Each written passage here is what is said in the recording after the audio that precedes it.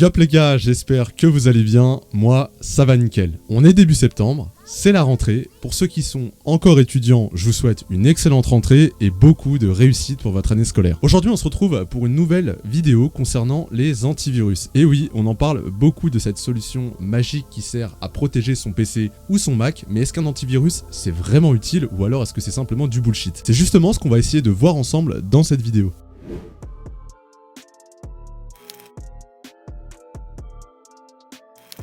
Alors déjà, c'est quoi un virus? Parce que oui, il faut déjà savoir de quoi on parle. Déjà, le terme virus, c'est un terme qui est hyper large, qui n'est pas forcément précis, et on lui préférera le terme de malware. Un malware, c'est tout simplement un logiciel malveillant qui infecte votre système d'exploitation, donc Windows ou iOS si vous êtes sur Mac. Donc c'est un bout de code informatique qui s'intègre dans votre PC, dont le but est de se répliquer exactement comme pour un virus sur le plan sanitaire. Je sais que les puristes de la cybersécurité vont me dire oui, mais encore, c'est pas très précis, etc. Oui, je le sais. Mais de toute façon, le but ici c'est de vulgariser un maximum pour que tout le monde comprenne. Certains malwares ont un nom spécifique parce qu'ils ont un but spécifique. On peut donc citer par exemple les adwares qui sont des publicités ciblées qui apparaissent sur certains sites web et donc un adware est systématiquement lié à un navigateur internet. Alors toutes les publicités ne sont pas des adwares, mais parfois on a des pubs sous forme de pop-up, très souvent gênantes, ça peut être parfois de la pornographie ou des jeux d'argent qui apparaissent de façon intempestive.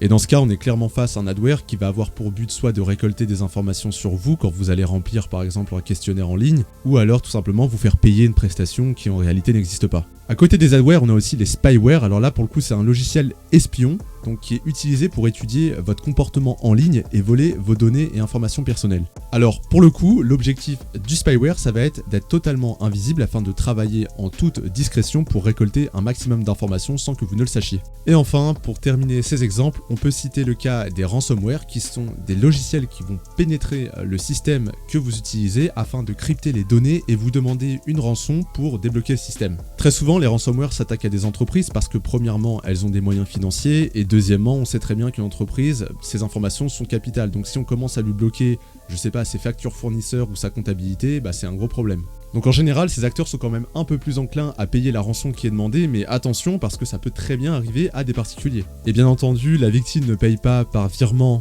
compte à compte entre deux banques, mais très généralement en crypto-monnaie, souvent c'est le Bitcoin, afin de garantir l'anonymat du destinataire. Donc clairement, vous n'êtes pas prêt de retrouver la personne qui vous a piégé. Et enfin, pour conclure cette partie, il faut quand même ajouter que les malwares, on les retrouve surtout sur Windows. Il n'y en a pas beaucoup sur Mac, mais attention, il faut quand même être vigilant puisque ça se développe de plus en plus.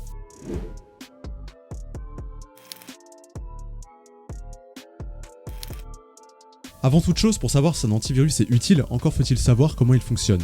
Un antivirus, c'est avant tout un logiciel créé par un éditeur comme Norton, Avast ou Avira et qui produit régulièrement des bases de données dans lesquelles il recense tous les malwares qui sont connus. C'est donc une réaction a posteriori, on attend que le malware soit connu pour pouvoir l'intégrer à la liste que chaque éditeur tient déjà. Bien entendu, le listing ne se fait pas en temps réel, donc quand le virus apparaît pour la toute première fois, il passe au travers des filets de l'antivirus. Il faudra donc attendre que le virus agisse pour la première fois, qu'il soit détecté, puis analysé et intégré dans les bases de données de chaque éditeur. Également, beaucoup de personnes confondent le pare-feu et l'antivirus. Alors c'est normal puisque c'est des notions qui sont quand même assez techniques, donc c'est pas forcément à la portée de tout le monde.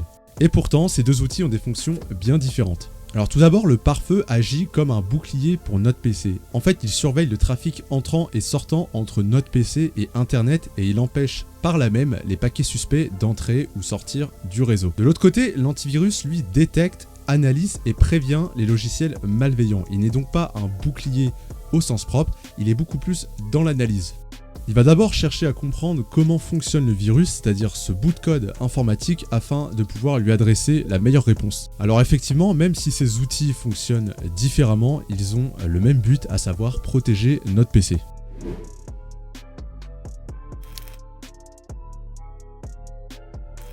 C'est comment fonctionne un antivirus, on peut légitimement se demander si c'est utile d'en avoir un ou pas. Premièrement, on peut identifier 3 limites liées au fonctionnement même de l'antivirus. Première limite, c'est que l'antivirus n'est pas une intelligence artificielle qui agit en temps réel, et ça, beaucoup de personnes semblent l'ignorer. Il ne faut pas surestimer ses capacités.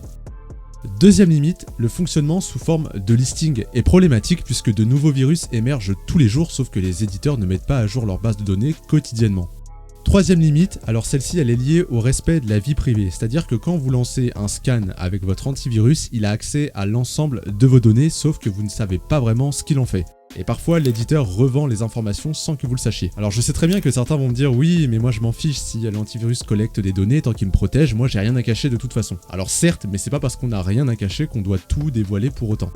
Deuxièmement, il faut faire la différence entre les antivirus gratuits et les antivirus payants. Alors petit disclaimer quand même, puisque je ne vais pas vous dire ici quel antivirus gratuit ou payant je vous recommande, ça fera l'objet d'une vidéo dédiée qui sera publiée ultérieurement. Le but ici en fait c'est simplement d'expliquer l'utilité ou non d'avoir un antivirus qu'il soit gratuit ou payant.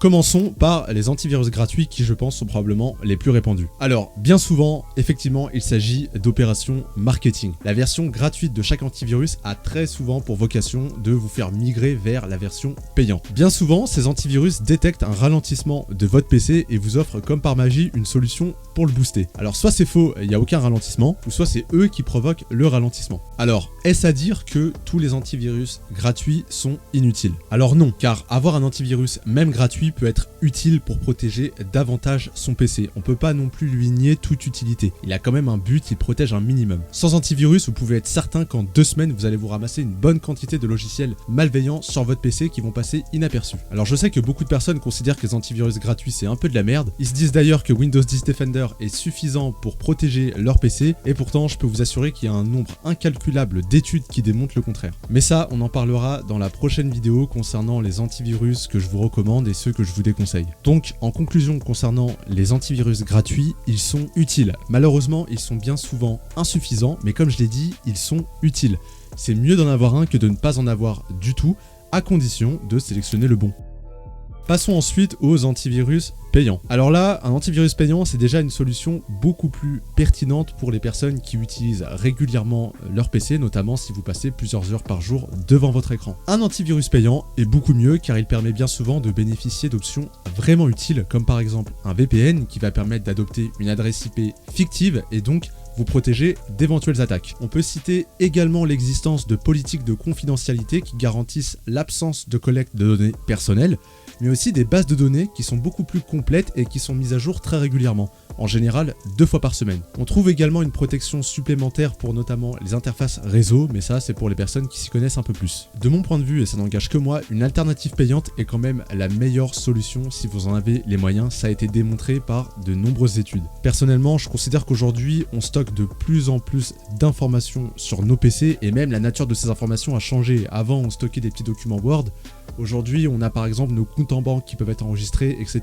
Donc c'est hyper important à mon sens, de bénéficier d'une protection qui soit digne de ce nom. Et je tiens quand même à vous rassurer, c'est que c'est pas la peine de dépenser des milliers d'euros dans des licences. Certains éditeurs sont encore une fois très malhonnêtes et font payer des prix incroyables pour une protection qui n'est pas au top. Là encore, on en reparlera dans la prochaine vidéo. Troisièmement, et ce message s'adresse notamment aux fadas des antivirus qui aiment bien avoir 4 antivirus sur leur PC, c'est inutile de cumuler plusieurs protections. Ça va même être contre-productif. En effet, si vous avez plusieurs antivirus sur votre PC, vous allez pouvoir observer des ralentissements, mais aussi certaines fausses détections. C'est comme si on demandait à plusieurs personnes de faire le boulot d'une seule. Comme le boulot va vite être terminé, les autres personnes vont s'ennuyer et vont trouver n'importe quoi pour s'occuper. Cumuler des antivirus, c'est pareil. Il n'y aura pas assez de boulot pour tous, si bien qu'ils vont commencer à chercher et à trouver des choses suspectes alors qu'elles ne le sont pas. Et ça devient de plus en plus dangereux, notamment pour le système d'exploitation. Pourquoi? Parce que en général, si vous cumulez plusieurs antivirus, il y a un moment où ils vont aller scanner les fichiers propres à votre système d'exploitation, et donc il se peut qu'ils détériorent ces fichiers, et quand vous essayez de rallumer votre PC, ça fonctionne pas. Enfin, j'aimerais terminer cette vidéo en vous donnant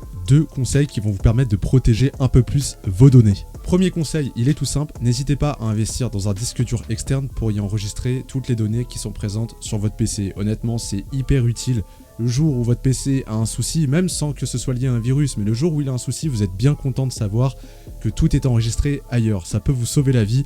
Donc honnêtement, n'hésitez pas, ça coûte pas cher, allez-y. Deuxième conseil, c'est ne pas oublier que le meilleur antivirus, c'est d'abord vous-même. Il faut toujours faire attention quand vous utilisez votre PC et surtout ne pas ouvrir des pièces jointes qui viennent de personnes que vous ne connaissez pas. Et c'est d'ailleurs pour ça que les youtubeurs en ce moment se font hacker leur chaîne YouTube. C'est eux qui laissent les hackers rentrer dans le PC, c'est pas les hackers qui sont des petits génies qui arrivent à pénétrer un système. Non, c'est eux qui téléchargent un fichier qu'on leur envoie par email et qui en fait ouvrent la porte à ces hackers pour pouvoir ensuite dérober l'ensemble des données, des mots de passe, etc. Donc voilà, votre comportement y est pour beaucoup dans la protection de vos données, donc n'hésitez pas à appliquer ces deux conseils qui sont très simples.